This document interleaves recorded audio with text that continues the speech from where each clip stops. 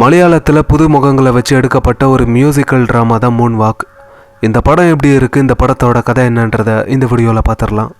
அதே மாதிரி இந்த வீடியோ பார்க்குற நீங்கள் இந்த சேனலை இன்னும் சப்ஸ்கிரைப் பண்ணலை அப்படின்னா சப்ஸ்கிரைப் பண்ணி பெல் ஐக்கானை கிளிக் பண்ணிக்கோங்க. இந்த படத்தோட கதை எங்கேருந்து ஆரம்பிக்குது அப்படின்னா கேரளாவில் 80களில் நடக்கிற மாதிரி காட்டுறாங்க. ஒரு கேங் அதாவது ஹீரோவோட கேங்கில் ஒரு சில பேர் இந்த ப்ரீ டிகிரி படிக்கிறாங்க, ஒரு சில பேர் இந்த டிகிரி படிக்கிறாங்க. அப்படி இந்த கேங்கில் இருக்கிற எல்லாருக்கும் இந்த பிரேக் டான்ஸ் மேலே ஒரு ஆர்வம் வருது. அதே மாதிரி அதே ஊரில் இந்த ஜூம் பாய்ஸ் அப்படிங்கிறவங்க இருக்காங்க. இந்த பிரேக் டான்சர்ஸ் இந்த ஸ்டேஜிலலாம் நல்லா சூப்பராக பண்ணக்கூடியவங்க. அவங்கள பார்த்து இன்ஸ்பயர் ஆகி நம்மள இந்த மாதிரி பிரேக் டான்ஸை கற்றுக்கணும் அப்படின்னு இவங்க நினைக்கிறாங்க. ஆனால் இவங்களுக்கு இந்த பிரேக் டான்ஸ்னால் என்ன அப்படின்னே தெரியாது.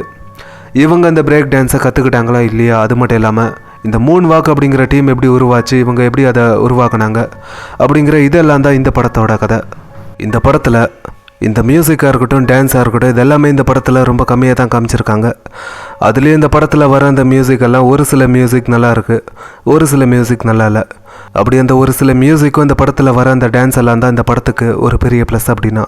அப்புறம் கிளைமேக்ஸில் அந்த மியூசிக்காக இருக்கட்டும், டான்ஸாக இருக்கட்டும், அந்த டான்ஸ் மூமெண்ட்ஸ் அப்படின்னு இதெல்லாமே பார்க்குறதுக்கு சூப்பராக இருந்துச்சு. அதுலேயும் அந்த மைக்கேல் ஜாக்சன் கெட்டப்பெல்லாம் போட்டு டான்ஸ் பண்ணுவார்.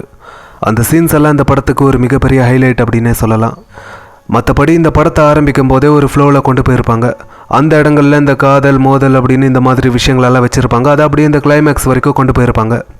அதே மாதிரி படத்தில் நடித்த எல்லாருமே புது முகங்களாக இருந்தாலும் எல்லாருமே ஒரு நல்ல பர்ஃபார்மன்ஸை கொடுத்துருப்பாங்க.